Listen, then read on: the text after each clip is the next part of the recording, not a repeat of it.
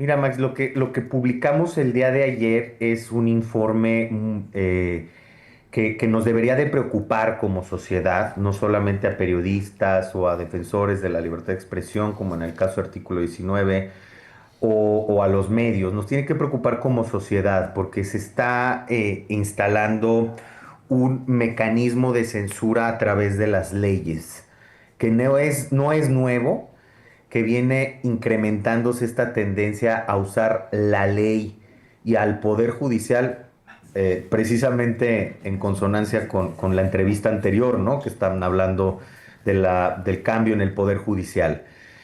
Utilizar la ley y al Poder Judicial como mecanismo de censura.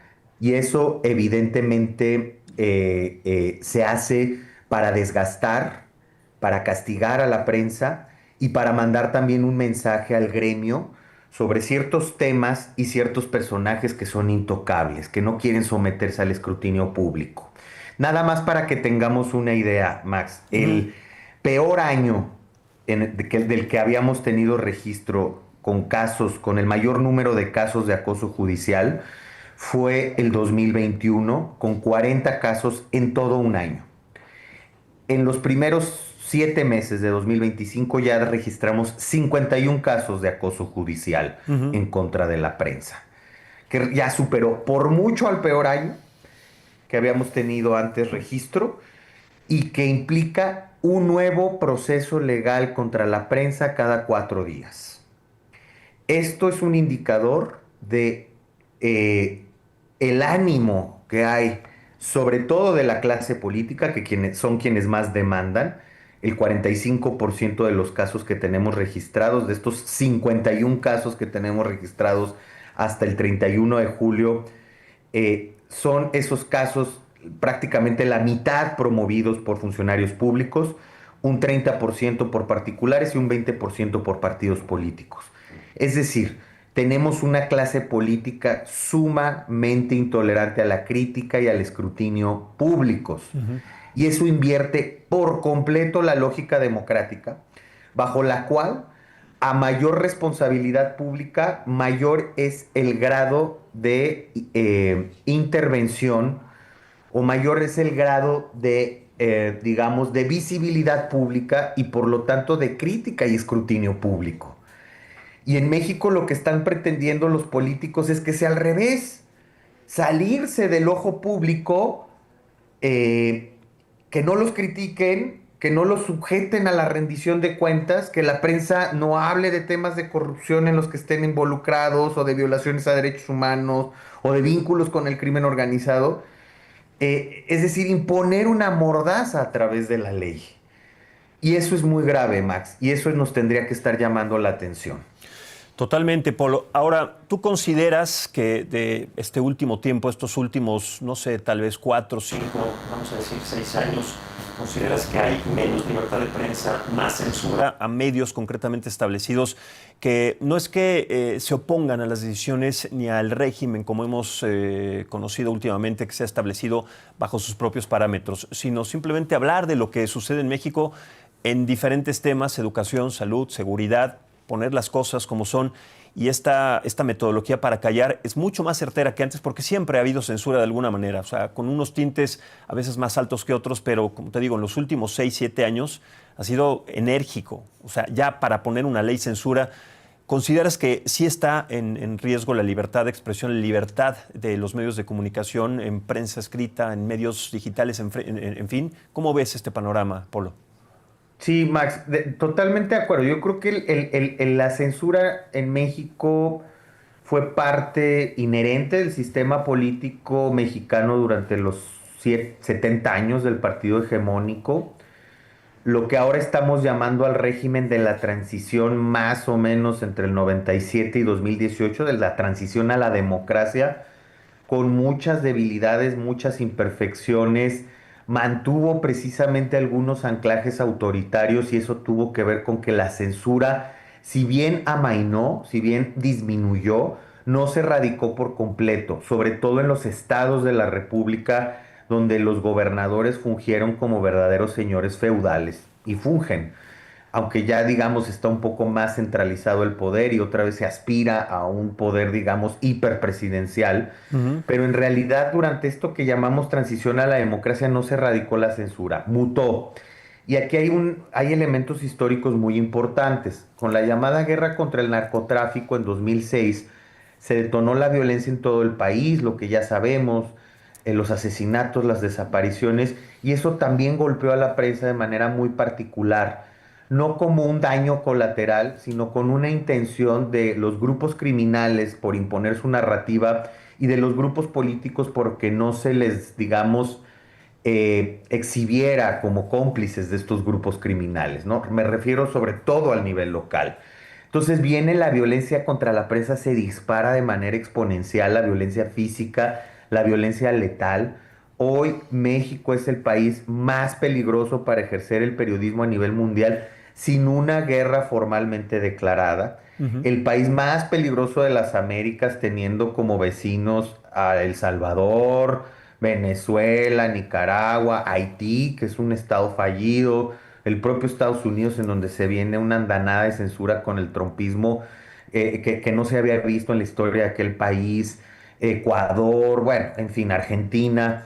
Entonces México es el país más peligroso para ejercer el periodismo en esta región. Claro. A eso hay que sumar, Max, esto que tú decías de los últimos 7 años, que a la violencia letal y a la violencia física que se presenta cada 14 horas en contra de la prensa según nuestros propios datos, vino un discurso estigmatizante de parte del poder público, encabezado por supuesto por López Obrador, una estrategia de comunicación política basada en el descrédito y en el aniquilamiento moral, así hay que decirlo, de la prensa.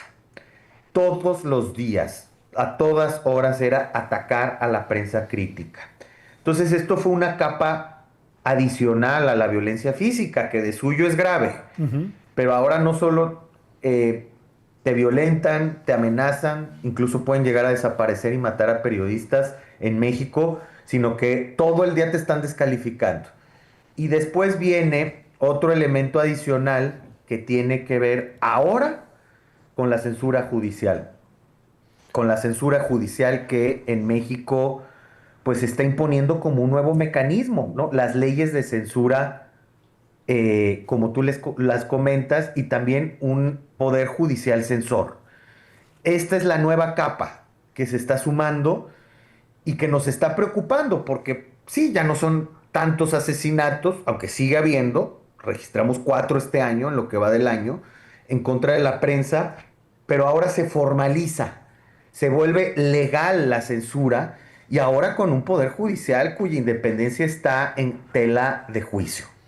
Exactamente. Cuando la censura se vuelve legal, bueno, pues dejamos estar en un país democrático con las voces de todos, generando un equilibrio, porque finalmente la información es la herramienta más poderosa para todos, como la reciban y como se pueda entender. Pero cuando hablamos de amenazas, de secuestros, de asesinatos, desapariciones de periodistas por hacer su trabajo, tenemos que decir que es la parte más enérgica, Polo. Pero ustedes desde Artículo 19 han hecho un llamado de atención enérgico, sí, pero también muy prudente sobre otros mecanismos que han estado usando para callar periodistas, que pueden ser un poco más suaves, pero siguen siendo igual de efectivos, como son las demandas, la violencia política de género. Sí, son un poco más suaves, pero la efectividad sigue siendo igual. O sea, en este caso no se tiene que desaparecer, amenazar, matar a alguien, pero con estas amenazas, pues también han acallado voces de periodistas de manera importante en los últimos meses y de manera más enérgica, Polo. Sí, Max, a ver, el tema de la censura judicial también es una tendencia global. Les llaman ahora SLAPS, por sus siglas en inglés, es un término ahí medio rebuscado, que es litigio estratégico contra la participación pública, es el acrónimo en inglés. Incluso en la Unión Europea ya tomaron medidas, hay una directiva anti-SLAPS o anti-litigio contra la participación pública, en donde se obliga a los países miembros de la Unión Europea a adoptar ciertas medidas legislativas y judiciales para evitar que estas demandas y estas denuncias, que lo que menos buscan es justicia, lo que menos buscan es resarcir un supuesto daño moral o un daño al honor o un supuesto o una supuesta violencia política en razón de género. Lo que buscan es desgastar, lo que buscan es acabar con los recursos económicos del periodista o del medio de comunicación y también con su estabilidad emocional ante procesos muy largos, digamos, complejos, muy burocráticos. Esos son los litigios estratégicos contra la participación pública y en la Unión Europea ya hay medidas que se están tomando y por eso es que nosotros hacemos ese llamado a que, pues digo, hay una enorme conjunto de antecedentes judiciales construidos por la Suprema Corte en los últimos 20 años en materia de libertad de expresión que tendrían que estarse aplicando para desestimar estas denuncias y estas demandas, y no lo están haciendo los tribunales de menor jerarquía, ni federales ni estatales, y al contrario están echando para adelante estos procesos que en sí mismo generan un desgaste en la persona que está siendo acusada. Y por eso es un llamado de atención, sí a la judicatura que está por entrar, pero también al Congreso Federal y a los congresos locales. El primero, para que adopte medidas mediante la revisión de esta figura de la violencia política en razón de género, que hoy por hoy constituye una de cada dos acciones legales contra la prensa. Y en el grado máximo de las contradicciones, 5 de estas denuncias han sido dirigidas contra mujeres periodistas, precisamente. Y también para que los estados, los congresos de los estados, retomen el proceso gradual de despenalización de la libertad de expresión. Hace 20 años se luchó por la despenalización de los llamados delitos contra el honor, difamación, calumnias, injurias. Hoy siguen vigentes en 6 o 7 estados. Por ejemplo, en Nuevo León, la semana pasada estuvimos como artículo 19 en un evento en el TEC de Monterrey y el vicefiscal de Nuevo León decía que había 50,000 casos de difamación bajo investigación. No todos, obviamente, contra periodistas, pero para que vean en qué está Sí, sí. utilizando, se están gastando los recursos las fiscalías en difamación, calumnias, no en investigar las desapariciones, los asesinatos, los feminicidios. En estos delitos de cuantía menor, de menor relevancia, pero que para los políticos son muy importantes que sigan existiendo para poder amedrentar a la prensa. Pero hay además otros delitos, Max, como el llamado halconeo, que la Corte ya lo declaró inconstitucional desde hace 10 años. Se utilizó esta figura de los halcones del crimen organizado para criminalizar la libertad de expresión y está tan mal definido que cualquier búsqueda de información en materia de seguridad pública puede ser penalizado. Y ahora con el tema de los narcocorridos, hubo una tendencia que sí se consumó en Michoacán y en Aguascalientes por castigar aquellas expresiones que son supuestamente apología del delito. Pero igual, tan mal definidos, tan mal elaborados estos delitos, que dan pie a que cualquier expresión relativa a la inseguridad en México pueda ser castigada. Cualquier noticia o cualquier expresión artística, no necesariamente un narcocorrido. Entonces, estamos volviendo a ver en el ámbito penal la libertad de expresión y eso es bien peligroso, Max. Y en último lugar están las demandas por daño moral en materia civil, que además muchas de ellas son de cuantía millonaria, precisamente para acabar económicamente con los medios de comunicación. Entonces, esta es la lógica en la que tenemos que entrar, una discusión con el nuevo Poder Judicial para que adopte en serio los estándares de la Suprema Corte Mexicana y una discusión con los congresos federal y locales sobre todos estos rubros que acabo de mencionar Ujú. para ponerle diques a la censura, digamos, legalizada. Sí, hay un aspecto que también me llama la atención, Polo, porque La reforma judicial está intrínsecamente ligada precisamente a la ley censura. ¿Y a qué me refiero? Porque cuando hablamos de una elección de jueces a modo, hace un momento platiqué con Uquibe Espada Zancona, consejero electoral, él decía y asumía, y con todo respeto, que la elección de jueces de este pasado proceso fue legal, transparente, que los acordeones no tuvieron nada que ver, en fin, pero bueno, los jueces están ahí elegidos a modo.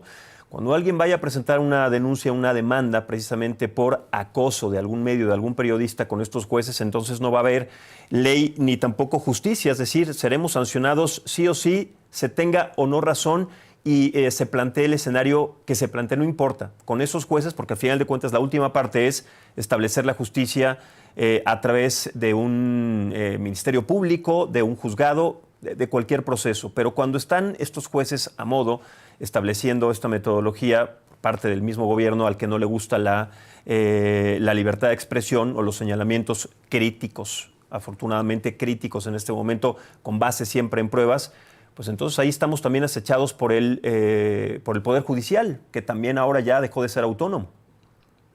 Y das en el clavo, Max, con lo que está por venir, que es la gran preocupación que tenemos. Yo creo que cualquier persona que tenga un mínimo interés en la construcción democrática de este país nos debería de preocupar de suyo ya lo desasiado que fue el proceso de reforma judicial y el propio proceso electoral que condiciona determinantemente la independencia judicial y nos tiene que preocupar por cómo se va a impartir justicia y nos tiene que preocupar por cómo se va a impartir justicia en los casos de libertad de expresión. Eso va a ser un indicador clave. Es más, nos atrevemos a delinear una hipótesis. Más bien, ¿no será que lo que estamos viendo, este incremento exponencial del acoso judicial, sea ya un aviso de lo que está por venir? Porque en realidad los poderes judiciales, me lo digo en plural porque están los locales, pero está el federal también, se están alineando al poder político. ¿No será ya ese un adelanto de lo que está por venir? Y aquí lanzamos una pregunta. Ahí sí, pues no podemos hacer predicción del futuro. ¿Estará la nueva Suprema Corte a la altura de los retos que implica el uso de mecanismos legales para censurar? Es decir, ¿se va a sostener en su jurisprudencia, en sus antecedentes, en sus precedentes, en su doctrina en materia de libertad de expresión de los últimos 20 años, que fue una doctrina de avanzada, una doctrina de la más amplia protección a la libertad de expresión, en donde, por cierto, fueron protagonistas ministras y ministros de muy diferente adscripción política e ideológica, ¿eh? José Ramón Cosío, el propio Saldívar, la propia Olga Sánchez Cordero, Gutiérrez Ortiz Mena, Margarita Ríos Farjat, Norma Piña, ministros de los que quizás ya no nos acordemos mucho, pero que construyeron una Suprema Corte más independiente como Gudiño Pelayo, Silva Mesa, muy diferentes perspectivas, ¿eh? Y con muy diferentes opiniones en temas jurídicos muy relevantes para el país, pero que en estos temas fueron protagonistas de la consolidación de precedentes judiciales protectores de la libertad de expresión. Que muchas veces los poderes judiciales locales voltearan a otro lado, se hicieran patos y no le hicieran caso a esta jurisprudencia, que era obligatoria, que es obligatoria para ellos. Bueno, ese ya es otro boleto y ahí tiene que ver la intervención política de las judicaturas locales que desafortunadamente han carecido históricamente de independencia. Pero, ¿qué va a pasar con esa nueva Suprema Corte? ¿Va a sostener esos precedentes? Y la segunda pregunta es, ¿qué va a pasar con con los tribunales federales? No todos los casos de amparo en contra de estos abusos judiciales llegaban a la Suprema Corte, pero llegaban a los tribunales colegiados o a los juzgados de distrito. Y ahí encontraban los periodistas acosados, legalmente acosados, un remanso de protección. ¿Seguirá siendo el Poder Judicial ese Ujú. remanso, ese espacio de protección a la prensa y a la libertad de expresión como lo era en cada uno de los casos? ¿O también se va a revertir esa tendencia? Esas son las preguntas que dejamos abiertas y el panorama no es halagüeño, Max. Totalmente. Y esas preguntas abiertas generan incertidumbre, generan siempre dudas. constantes en lugar de cimentar y de someter, sí, al escrutinio público lo que se da a conocer, porque al final de cuentas la opinión de cada persona, el artículo que escriba cada medio de comunicación, precisamente sustentado con pruebas, tendría que ser también un objeto importante para tomar en cuenta, en un equilibrio, en una balanza, siempre en cualquier sociedad democrática. Pero lo que me preocupa, Polo, es que también hay antecedentes que llaman mucho la atención y que han tenido ya consecuencias.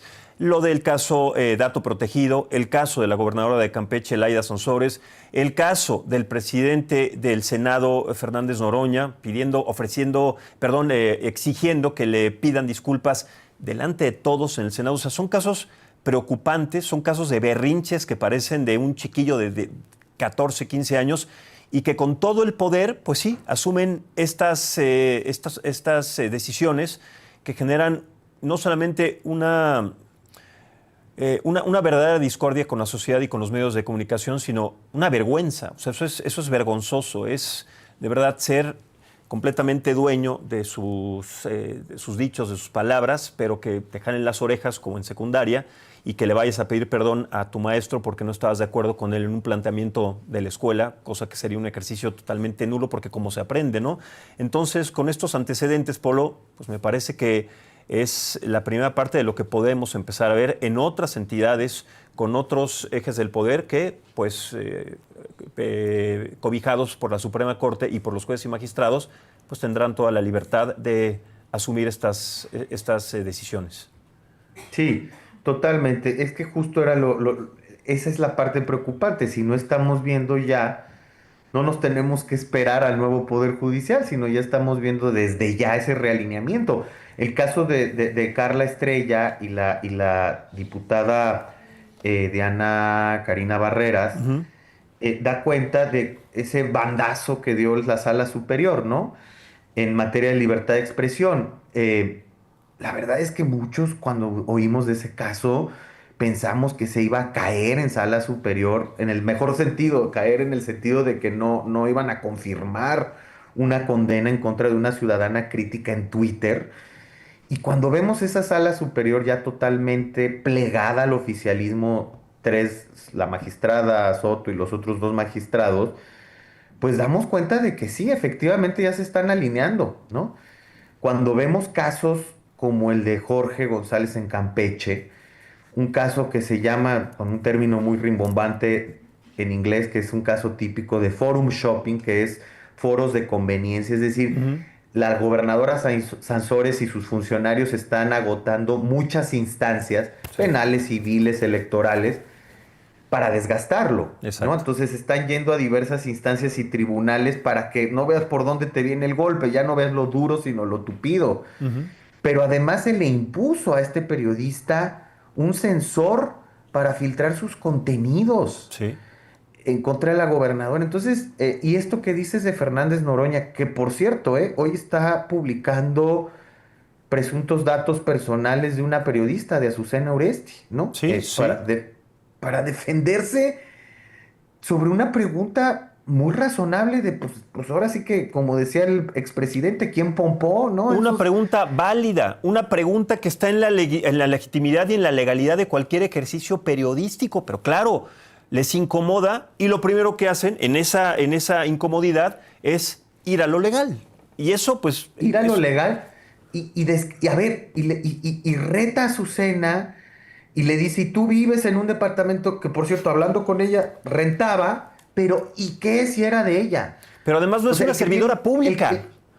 ¿perdón? No es una servidora pública, Azucena. Exactamente. El que tiene que rendir cuentas de su abultado patrimonio es él, ¿no?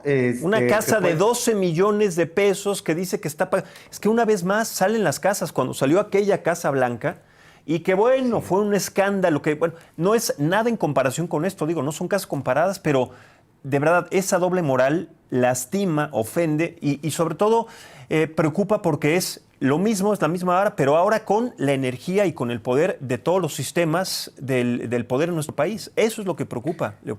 Y mira, Max, aquí los contrastes, lo hablábamos ayer.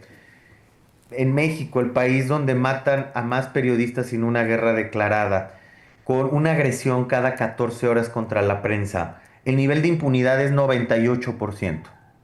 Pero cuando se trata de perseguir periodistas, ahí sí funciona el sistema de justicia.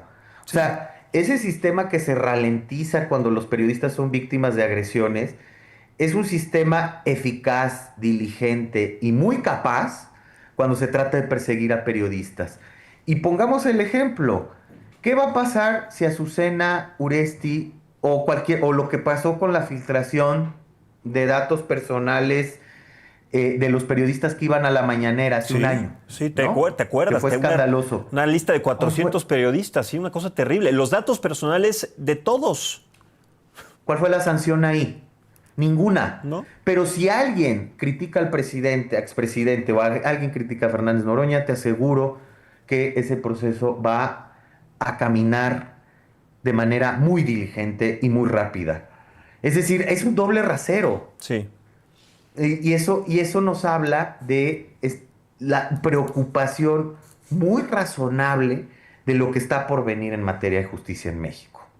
Totalmente, Leo. Ahora, Polo, lo que me parece importante también es tomar en cuenta el papel de la presidenta Claudia Sheinbaum. ¿Consideras que es un poco más mesurada en cuanto a este tema? Sobre todo, pues porque lo tenemos que comparar inevitablemente con Andrés Manuel, que era radical y absolutamente, pues bueno, no tenía ni mecha para poder dialogar estos términos. De hecho, él fue el que planteó, pues sí, esta reforma judicial, esta ley censura, etcétera. Eran los planteamientos, los deseos que son ya realidad.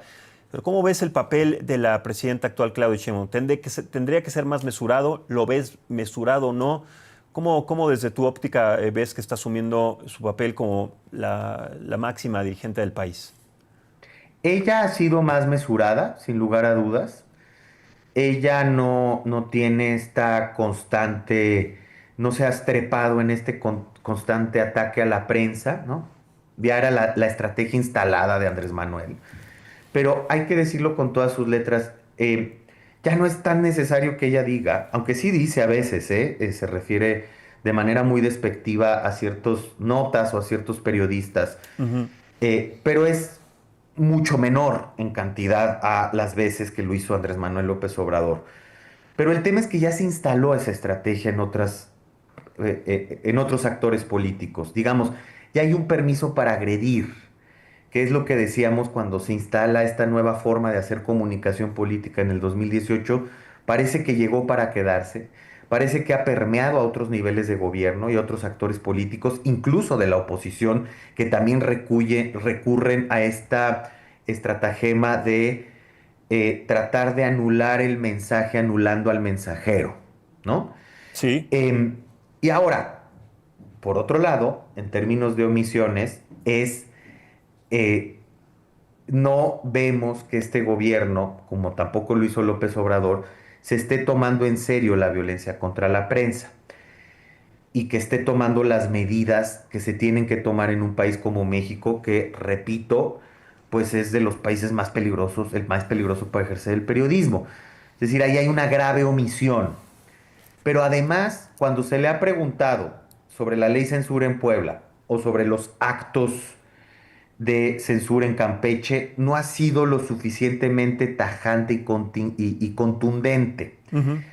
Y eso también puede interpretarse como un permiso para continuar con este acoso judicial. Entonces nos deja un sabor agridulce, ¿no? Qué bueno que disminuye radicalmente el número de menciones negativas a la prensa, pero se mantiene y además se mantiene como una estrategia del resto de las élites políticas ya muy instalado. Y por otro lado, no hay esa contundencia y esa proactividad para acabar con la censura en México, que es un lastre que venimos arrastrando desde hace décadas. No basta con decir Ujú. la censura ya se erradicó, porque eso no es cierto, la evidencia va en sentido contrario, sino que hay que tomar cartas en el asunto y esa es la invitación que hacemos al gobierno de Claudia Sheinbaum. Totalmente, sí, porque a quienes están tapando solamente es una de las voces que los incomodan. La incomodidad, además, es un eje de inflexión para saber si alguien o no, si más, si es servidor público, se equivoca, se puede, porque todos nos equivocamos, puede replantear además sus posicionamientos, sus normas y establecer, sí, en materia, y sobre todo como servidor público y como representante de una porción, puede tener para tomar mejores decisiones, pero no solamente con las voces que los incomodan. Desde artículo 19, Polo, ¿cuáles son sobre todo los llamados que están haciendo para tratar de detener esta ley censura? ¿Cuáles son los llamados y los puntos en los que tenemos que poner atención por lo que se viene en este fin de año y además en el resto de este sexenio, de esta administración? Justo es un tema de corresponsabilidad, ¿no? No presentamos una solución mágica, pero sí un mínimo de propuestas que desde diferentes ámbitos de decisión se pueden adoptar. Eh, a ver, el tema legislativo es fundamental, ¿no? La reforma electoral que está en puerta, sin lugar a dudas, da pie. Yo creo que en este contexto es el menor de las preocupaciones, pero sí debería de ser una preocupación el cómo se aborda el tema de la violencia política en razón de género en esta reforma judicial y cómo se tiene que, digamos, ajustar para evitar los abusos del poder en la utilización de esta figura, que es muy loable, muy legítima, muy necesaria y sirve para garantizar el acceso equitativo al poder político a las mujeres, pero se ha tergiversado desafortunadamente. Eh, los congresos locales, lo que decíamos, la despenalización de todos estos delitos que lo que buscan es criminalizar la libertad de expresión. Los propios poderes judiciales, lo que decíamos, este compás de espera, ¿qué puede venir con este nuevo poder judicial? Con el camino ya recorrido de precedentes y antecedentes, ¿qué va a pasar? ¿Se va a consolidar, se van a ampliar esos salvaguardas y esa protección a la libertad de expresión o se va a revertir desde el máximo tribunal del país y desde los tribunales federales? Y también un llamado a los propios actores políticos, incluso aquellos que están contendiendo por un puesto público, para que sean más tolerantes y para que no sean de mecha corta y para que respeten la libertad de expresión en un juego democrático, con los pocos elementos democráticos que nos van quedando, pues este es un espacio de lucha muy importante.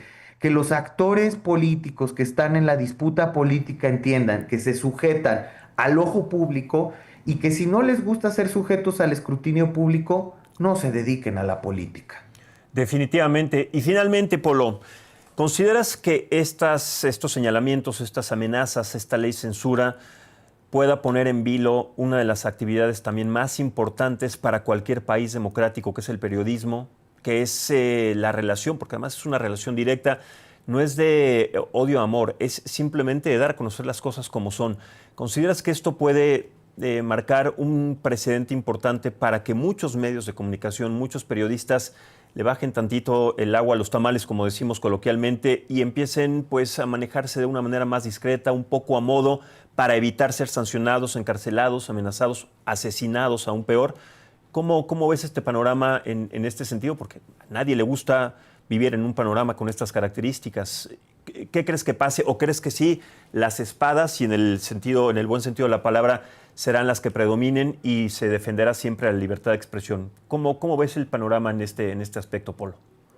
El panorama es muy poco halagüeño, Max, porque ya se está presentando la autocensura. O sea, llevamos mucho tiempo digamos, en el incremento de lo que se llaman las zonas silenciadas. Ujú. Tamaulipas, y luego se fue sumando Guerrero, y luego Chiapas, y luego otros estados, Chihuahua, precisamente por la violencia contra la prensa. Pero ahora hay un temor adicional, precisamente, ¿no? Nosotros palpamos ese temor en cada entrevista con las periodistas, en cada reunión, decir, no, no, yo ya no voy a tocar ese tema porque me van a demandar, o porque incluso me van a amenazar o me pueden hacer un daño físico. Ujú. Entonces, ya se está instalando y se está agudizando. Eh, Precisamente creo que eso es lo que están buscando con estas medidas de censura y lo están logrando desafortunadamente, Max. Pero aún así hay un- una enorme voluntad y hay mucha valentía en muchos sectores de la prensa que busca que esta censura y este silencio y autocensura también no se imponga. Cuando tenemos miedo, un termómetro de la autocensura, decían algunos, es que cuando pensamos dos veces en decir algo en público, ahí ya las cosas no están bien. Y eso no va solamente para la prensa, eso también nos atañe como ciudadanía en general. Totalmente. Condonación, protección, abrazos a quienes son verdaderos criminales y sentencias, amenazas a quienes usamos la pluma y la voz como un arma en este país, un arma necesaria y completamente plural para pues, conocer los ejes y los lineamientos. Esa es la realidad que se está viviendo, mejor dicho, sufriendo en nuestro país, querido Polo. Pues mira, nuestro reconocimiento absoluto por el trabajo que hacen de seguir levantando la voz en artículo 19 desde tu trabajo, porque yo espero y que sí, seamos muchos más los que pongamos en tela de juicio las acciones indebidas, los desaseos y las situaciones tan perturbadoras que siguen acosando la libertad, uno de los principios más importantes de nuestro país y la seguridad de nosotros, de los mexicanos, de quien sea, cualquiera que sea la parte que se vea afectada. Así que, pues muchas gracias, vamos a seguir muy pendientes del trabajo y pues a seguir manteniendo y alzando la voz, querido Polo. Polo Maldonado, director de Artículo 19, te mando un abrazo, buenos días y pues vamos a seguir allí en la lucha, Polo. Gracias. Gracias, un abrazo de regreso, Max, y siempre de verdad muy agradecidos por el espacio que siempre nos abre. Al contrario, muchas gracias a ti. Gracias. Bueno, pues vamos a seguir con más temas, vamos a relajar un poco la información porque usted seguramente sabe y si todavía no ha descubierto el contenido que tenemos en la saga, se ha perdido de uno de los aspectos también, uno de los espacios más bonitos y más enriquecedores que es palabras más, palabras menos. Bueno, vamos a ver ayer justamente qué fue lo que pasó en este uno de tantos episodios que usted puede revivir aquí en la saga. ¿De dónde vienes? ¿De dónde demonios saliste, Sofía? Pues salí de una abuela, Ventura, que es mandada a México en 1927 a casarse con un hombre que ya vivía aquí, pero al que no conocía. Eran esos matrimonios arreglados por carta. Y pues sus papás la suben a un barco, 28 días, y le dicen, vas a llegar a las Américas.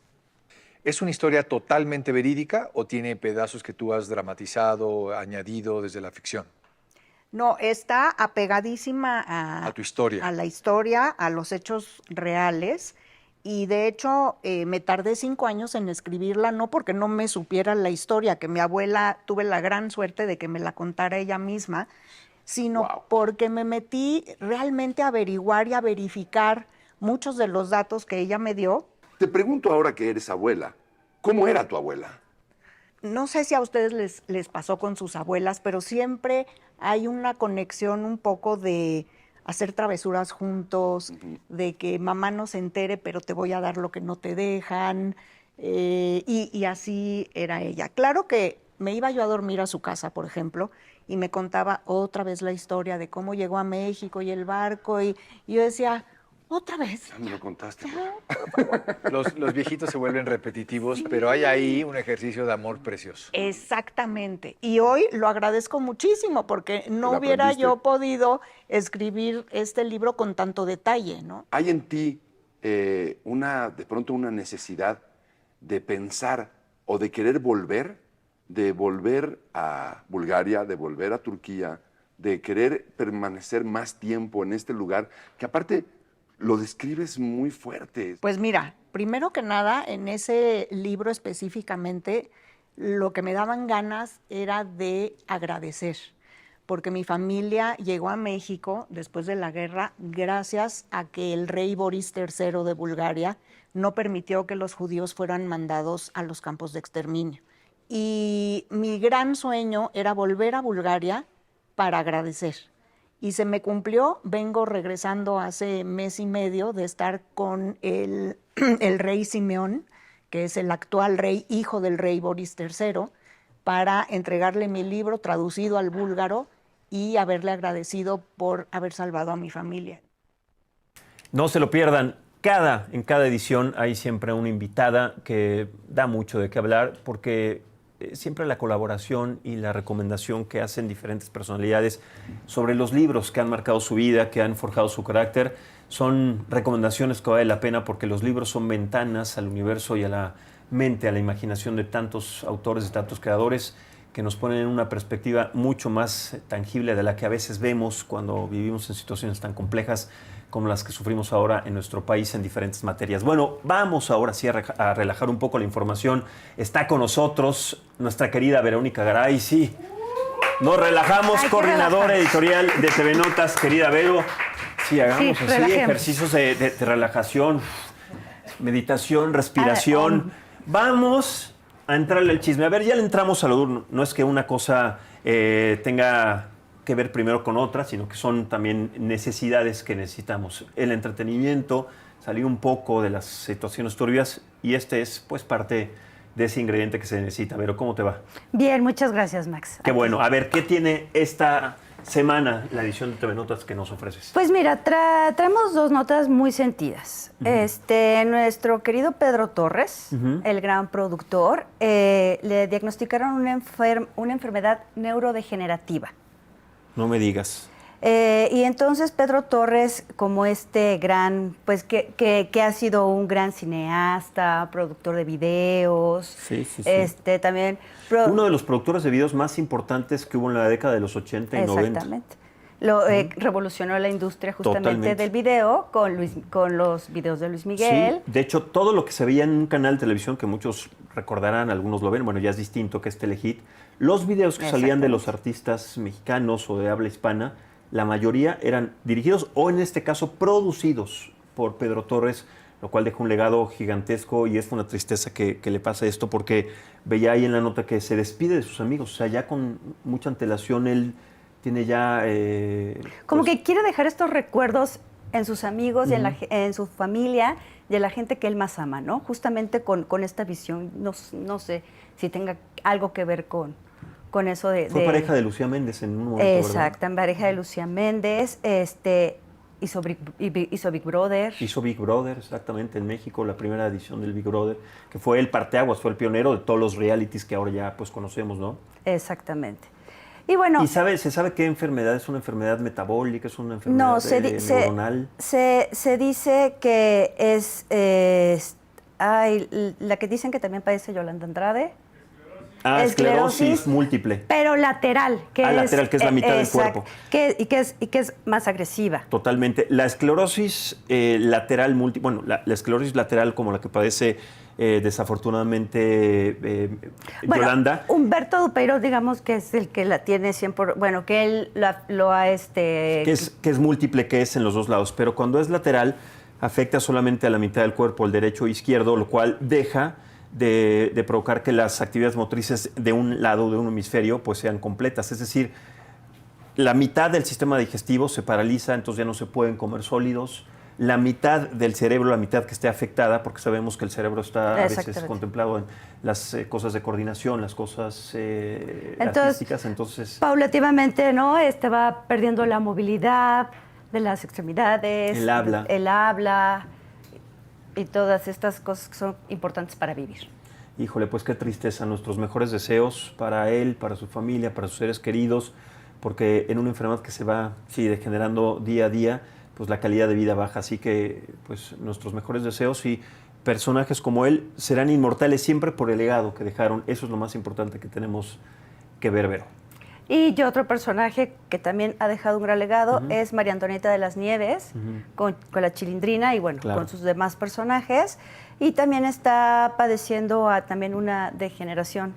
Ella sí es neuronal, ¿verdad? Sí. Neuronal, exactamente. El fin de semana estuvo internada por una baja de potasio, que bueno, también ya es desgaste de la edad. También del trabajo, porque la señora aparte sigue trabajando y sigue trabajando mucho. No, es impresionante. Ella no para. Se le encontró en un espectáculo, me parece, y corrígeme si me equivoco, no sé si en Perú. ¿Quién se le encontró? Uno de los personajes. Me parece que el que hacía el señor Barriga. Y justamente en Perú ella fue a dar una entrevista. Y se dieron un abrazo muy, muy emotivo, muy bonito. O sea, en ese evento que se encontraron, ellos dos. Y también ahí se encontró también con quien interpretó al personaje de la Chilindrina. A la actriz de la serie de Netflix. Exactamente. Y bueno, ahí se notó a la Chilindrina que le costaba trabajo hablar. Y bueno, semanas, y ahora el fin de semana, pues desafortunadamente estuvo internada. pero ya salió, ya está en su casa, pero